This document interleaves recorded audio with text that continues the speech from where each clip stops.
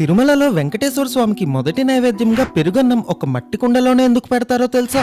తిరుమల ఆ చుట్టుపక్కల ప్రాంతానికి రాజు అయిన తొండమాన్ చక్రవర్తి రోజు స్వామివారికి బంగారు పుష్పములతో పూజించేవాడు. ఒకసారి స్వామివారి దగ్గర మట్టి పాత్రలు మట్టి పువ్వులు ఉండడం చూసి దాని వెనక ఉన్న కథ ఏంటి అని కనుక్కుంటాడు. అలిపిరి దగ్గరలో ఉండే భీమన్న అనే ఒక కుమ్మరివాడు రోజు మట్టి పువ్వులను స్వామివారికి అవసరమైన మట్టి పాత్రలను తయారు చేసేవాడు. అవి తానే స్వయంగా రోజు కొండ మీదకి తీసుకెళ్లి ఇద్దామనుకునేవాడు. కానీ మరుసటి రోజుకి అవసరమైన పాత్రలు చేయాలి కాబట్టి వేరే వాళ్ళ చేత పంపించేవాడు. అయితే ఒకసారి స్వయంగా వెంకటేశ్వర స్వామి భీమన్న వాకిట్లో ప్రత్యక్షమై నాకెంతో ఆకలేస్తుంది, ఏమైనా తినడానికి పెట్టు అని అడుగుతాడు. స్వామివారిని చూసిన పరవశంలో భీమన్న తను మట్టి కుండలో తింటున్న పెరుగన్నంని స్వామివారికి సమర్పిస్తాడు. ఆ పెరుగన్నంని ఎంతో ఇష్టంగా వెంకటేశ్వర స్వామి స్వీకరిస్తారు. ఇంకా అప్పటి నుంచి ప్రతిరోజు ప్రాతకాలం వెంకటేశ్వర స్వామికి నైవేద్యంగా పెరుగన్నం ఒక మట్టి కుండలో పెడుతున్నారు. ఇంతకీ వెంకటేశ్వర స్వామి చేతులు ఇలా ఎందుకుంటాయో తెలిస్తే కామెంట్ చేయండి. తెలియకపోతే గోవిందా గోవిందా అని కామెంట్ చేయండి.